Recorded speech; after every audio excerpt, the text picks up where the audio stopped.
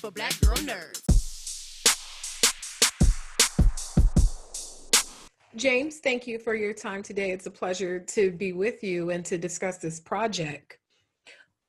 What's compelling about this is telling the story from a child's point of view, from the viewpoint of a younger person. What do those fresh eyes bring as a vessel or like a conduit for telling the story that an adult character doesn't, that made that appealing to you?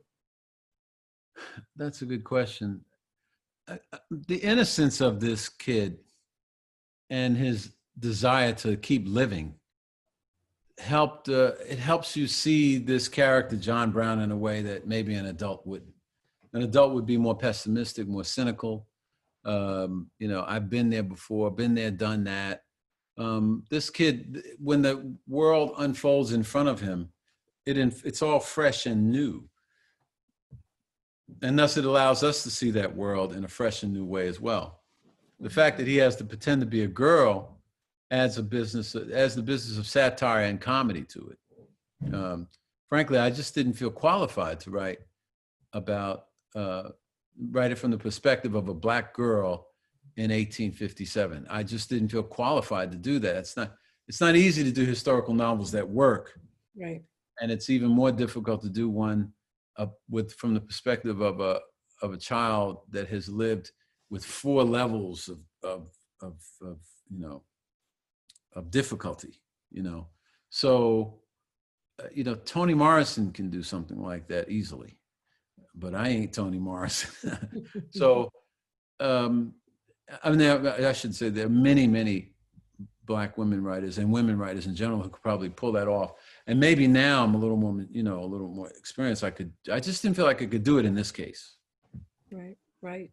It's rare that we see abolitionist stories told in any type of real depth. We know they're a part of our history, and it's not typically an area to focus on. What was most important for you to convey about John Brown? We know it's like a fictional history, but what was most important for you to convey? Well, that he was religious and that he took the Bible seriously and that he really lived his conviction. He wasn't a person who talked and he didn't go to committee meetings. He didn't form a diversity committee and then, sponsor a resolution and then hire an intern.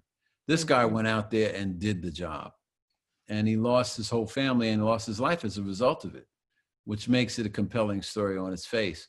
Also, the history of abolitionism is really skewed with just misrepresentation and exaggeration and outright falsehoods. I mean, the fact is, many Blacks were abolitionists. Many Blacks, listen, if you know a Black person who has a cousin or a brother or sister in jail, that's the same thing as knowing, it's the same sort of example that you could think of when you talk about Blacks who were in slavery, because if there might be a Black person who's free, who lives 10 miles away, whose cousin, whose mother, whose sister's enslaved, and they have relations, they have contacts. So the history of abolitionism is not really, squared properly. Some slaves didn't want to escape. Some wanted to escape. They didn't want to fight. Some wanted to fight and weren't so bent on escaping. And so John Brown uncovered all of that when he began to go about the process of trying to free this entire nation of people. Now that we're on the other side and we see these characters or these people, these figures living and breathing, what has that journey been like for you to spend so much time living with these people on pad to pen to now see them, vibrant and living?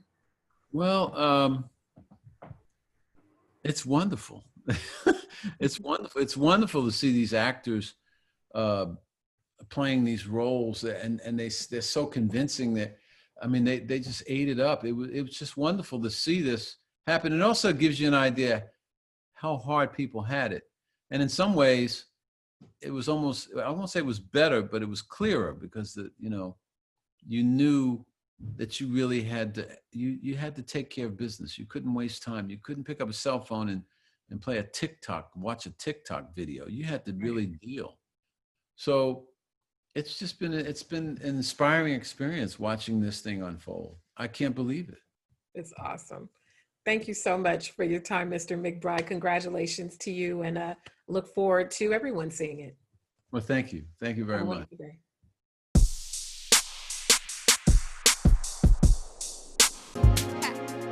Better shake your booties for black girl nerds.